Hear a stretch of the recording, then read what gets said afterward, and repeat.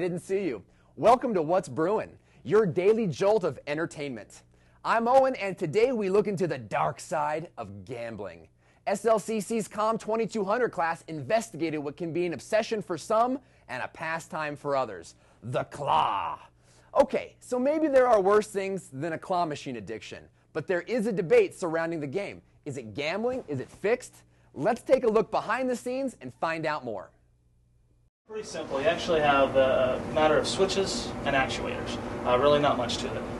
When you move this, obviously it moves the claw, sends a signal to your claw itself here, tells it to go down, the computer tells it to go up, actuating it. Once it hits the switch, it returns itself. Typically you're going to find switches for these right up front to make it accessible for the operator. Inside of the claw machine, they're all pretty much standard. You have your bill acceptor that typically goes here, and you have your coin mix on every machine. Coin mix, not that complicated. Coin falls through, simply hits the switch. I didn't know I was going to trigger that. And really not that complicated. Coins fall down in the cash box, which end up down here. Is that sound going to throw you off? There's a series of adjustments that the operator does make to adjust the strength of the claw and many different settings of the claw. They do set it on a cycle. Once again, it's at the operator's discretion. It can be one in every 10 plays, one in every 5 plays, one in every 50 plays that they desire.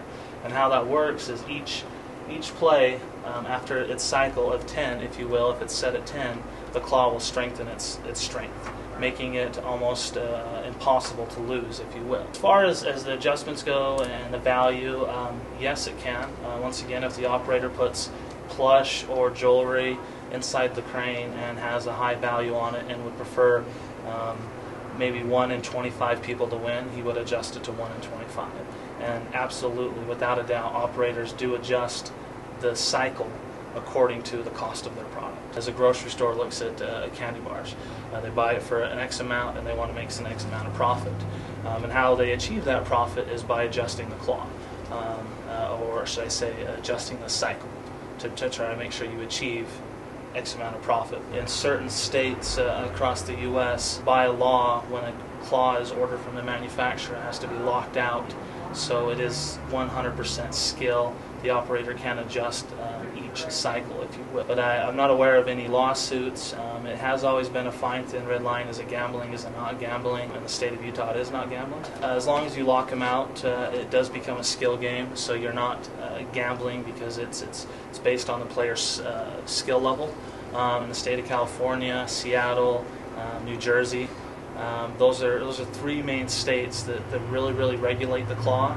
But once again, as long as it's locked out, it's considered a skill to them, and it's not considered gambling. When the product is picked up, the operator can adjust it to where it will slightly lose the grip a little bit. That does require the operator to go in really deep into the machine, and it's not commonly done. I've never heard of anyone oiling it up or anything to that effect. One thing is the majority of the product in a claw is plush, so it's not as slippery. The best way to be successful at a claw machine is simple practice, which I know a lot of people out there say there's got to be a skill, and I'm sure there's a lot of videos on YouTube.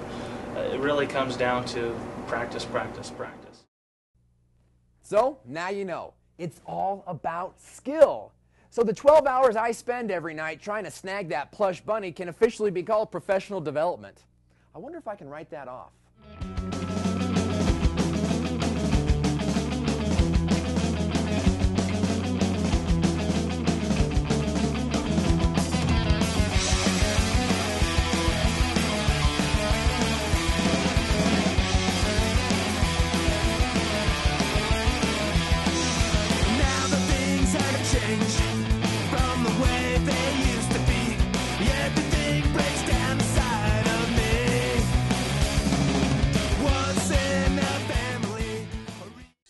Globe Student Media. Get involved today.